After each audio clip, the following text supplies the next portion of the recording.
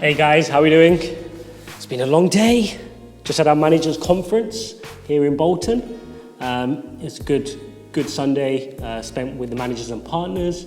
We use it as an opportunity to introduce some new initiatives across the business and also do some education and training. Today I'm going to go through the top 4 mistakes small businesses make with regards to their financials.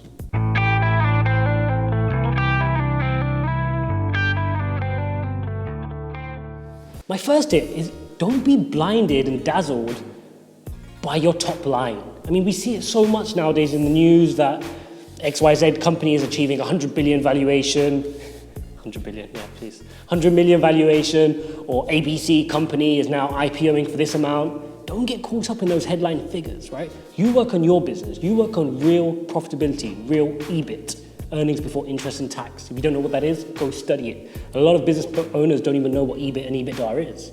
Like, that's the metric, that's the scorecard which you're operating your business on. It's like saying, I'm a cricketer, but I don't know what an over is, or I don't know what a wicket is. Come on, guys, that's how you're measuring your success. So my tip there is don't be what I call a busy fool. Don't be working super hard just for revenue and just for turnover. You want to focus on actual money you can take home. Because at the end of the day, you're working day in and day out for your business. And you're not doing it for, well, you shouldn't be doing it for ego purposes. You should be doing it to create value, to add value back to people, but also to be able to pay yourself and, make some money, be profitable, okay? So that's my tip. Don't be a busy fool. Work on profitability. So guys, just to hammer home that point, if you're in business for ego, you're going to become a busy fool. I mean, there's loads of people that can this year set up $1 million, £1 million business just through revenue and be making £0 profitability. What's the point? Realistically, if your business is turning over £1 million, but you're not taking home any money, what's the point? You could have taken a job and made 50K. At least you had 50K in your pocket. Be smart. Don't be a busy fool. Work for profitability. It's a big tip, and it's a big mistake that I see a lot of young entrepreneurs making. So pay attention to that for me, guys. And my second tip, and this one gets me going, is I see a lot of young entrepreneurs making impulsive purchases. And again, it just comes back to the media and the news and the things we see. Just because Facebook has a massive campus where they can afford sleeping pods where their employees can sleep, and Google's got a massive campus with canteens, doesn't mean as soon as you raise a little bit of money for your startup, you go get a nice snazzy office in the city centre of London and a nice canteen and brand new laptops for all your team members. Don't make impulsive purchases. Keep an eye on every single pound you spend. Ultimately, that pound is taking you one step closer to building the business you want to build, okay? So be diligent, be tight on the money, spend where you need to spend, but also keep an eye on those numbers, okay? Especially as a startup. And that's a very good habit for you to get into, even when you make it to 10 million, 100 million, or a bigger business. It's just a good trait to have. So don't start off with bad habits, because they're just gonna build and get worse as you get through more business. Like fancy coffee machines, they're unnecessary, guys. When you're a startup, drink instant coffee. Get that Nescafe and put 2 spoons in. You're not having a latte. There's no need for it. Focus on your bottom line and focus on building your business. It's more important. You can worry about the fancy offices, fancy client meeting rooms later. It'll come. Don't worry about it. It's not necessary. Work from your bedroom if you have to. That's how I started. Ultimately, guys, you need to focus on every single cost that is leaving your business.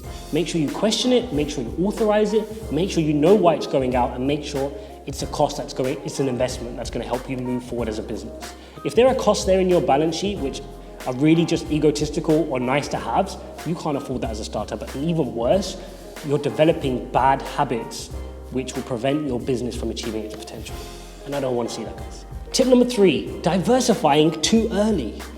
And guys, again, this is something I see too often.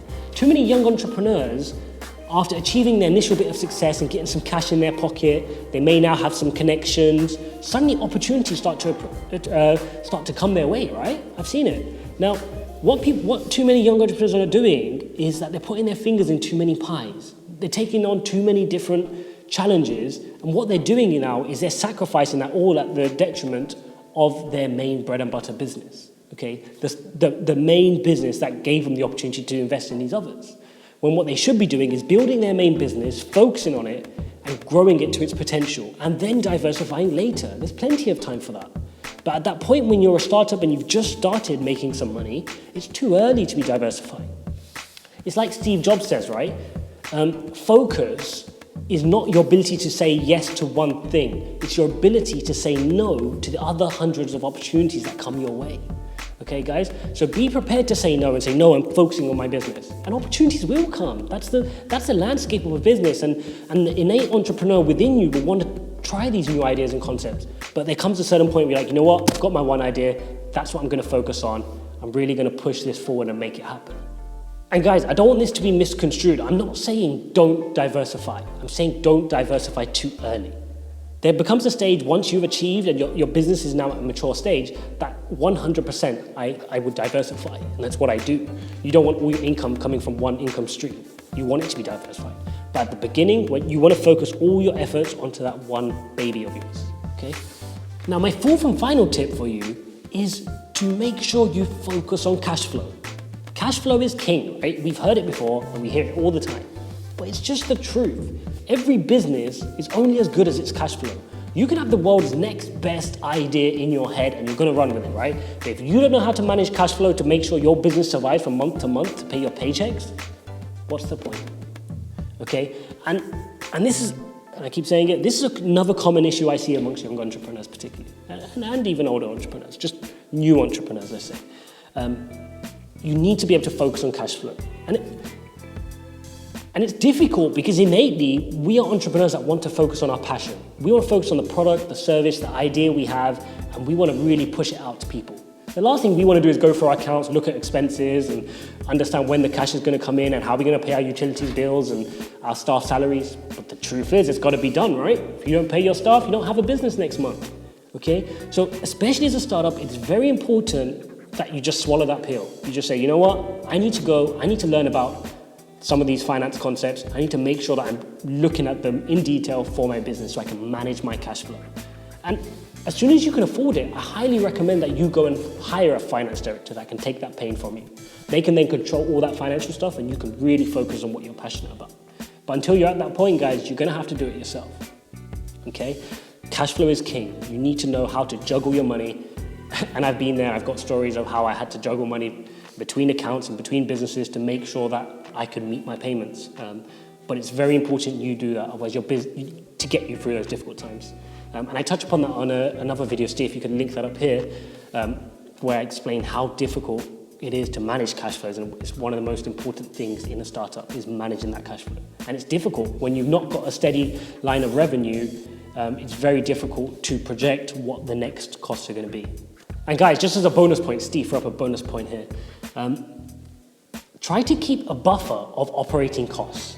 I do this within my businesses. In the business account, I will keep 4 months worth of operating costs in there so that if a natural disaster happened or for whatever reason, my business was unable to generate revenues, I knew I had a 4-month window where I could cover my costs. I can cover my rents, my bills, my utilities, my staff costs, my product costs for 4 months while I fix things.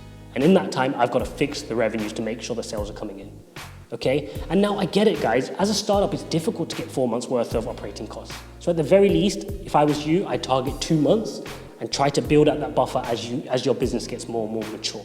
Okay? Keep that buffer. It will serve you good. Overall, guys, what we can see here is a common theme, right? You're a young entrepreneur, you're new into the world of business, you've got your small startup, and the last thing you want to be doing is these financial bits. And that's why these are common issues, right? Not looking at your cash flow, not keeping buffers. It's common, and overspending on nice to haves. So that's why, like I said, try to get yourself a finance director as soon as possible. If you're a startup entrepreneur who knows that they just do not want to learn about some of this finance stuff, and they're just not interested, not willing to learn any of it, then what I recommend to you is try to find yourself a co-founder with a complementary set of skills, okay? Somebody that can do that stuff whilst you focus on the products. You guys will make a good team and you can really push the business forward. I mean, the facts are you're not going to run a successful business unless you understand the finance, okay? That is the scorecard to the game you are playing. If you want to win, you need to be able to tell the score. So get started, start learning about these things. If you're not willing to learn about these things, find somebody who is and bring them into the business. The small bit of equity, or if it's a wage that you'll be giving up for that person, will be well worth it. I know from my experiences, those investments have paid off, okay? And it frees up my time to do some of the other stuff I want to do. So guys, if you found this video useful, please don't forget to like, comment and subscribe. And as always guys, please share the video. Share the video as it will really help me out, and hopefully this video can reach some more people who are looking to start out in the business world and achieve their goals. See you in the next one.